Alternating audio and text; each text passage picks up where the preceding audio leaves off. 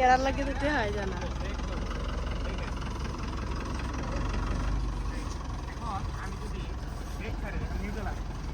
এখন আমি যদি ব্রেক ছাড়ি গাড়ি কোথায় যাবে?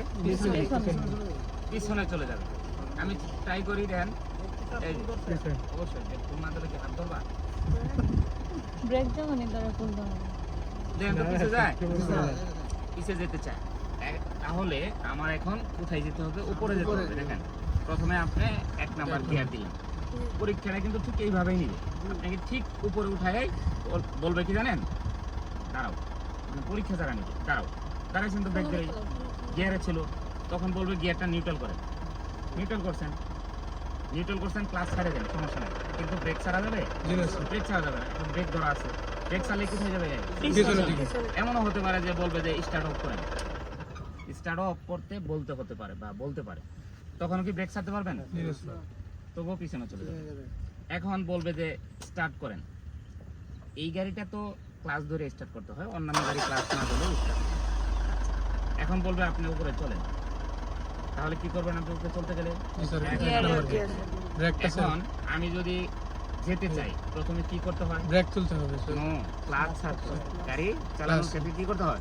ক্লাচ ছাড়তে হয়। এখন ক্লাচ ছাড়বো, হ্যাঁ, কিন্তু ক্লাচ যে ছাড়বো, ব্রেক ছাড়লে কোথায় যাবে গাড়ি? পিছনে। কিন্তু আমার তো ব্রেক না ছাড়লে গাড়ি যাবে না, যাবে গাড়ি? ক্লাচ ছাড়লাম, যাবে গাড়ি? কিন্তু কি করতে হবে তাহলে? এই সিচুয়েশনটা, এই সিস্টেমটা শেখার ক্ষেত্রে হলো বিষয়। দেখেন এখনকার বিষয়টা যেটা আমি যেটা শিখাবো, এখন আপনি কি করবেন?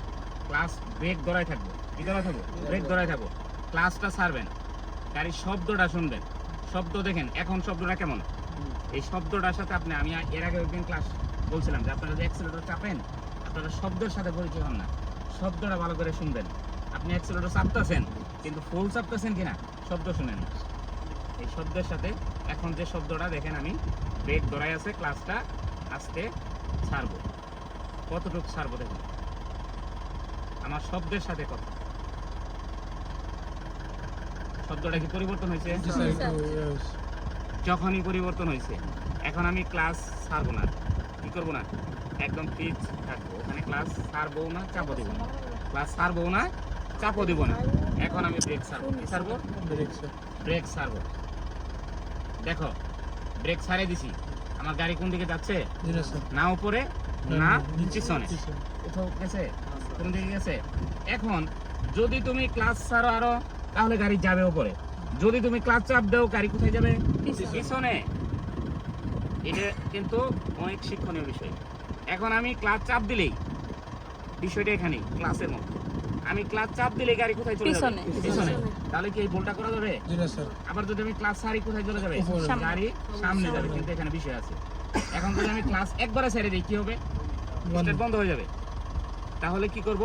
একবারে ছাড়বো না, প্রয়োজনে আমি অ্যাক্সেলেটর একটু চাপবো, ক্লাস ওইভাবে থাক। প্রয়োজনে কি করব? অ্যাক্সেলেটর হালকা চাপবো, খুব বেশি নেই। এখানে যদি র্যাম পরীক্ষা দিতে যায় খুব বেশি অ্যাক্সেলেটর চাপেন তাহলে ফেল, দৌড় মারা না, দৌড় বাইরে যাবে। দেখো এই যে কতটুকু চাপছি, শব্দটা শোনো, ঠিক আছে?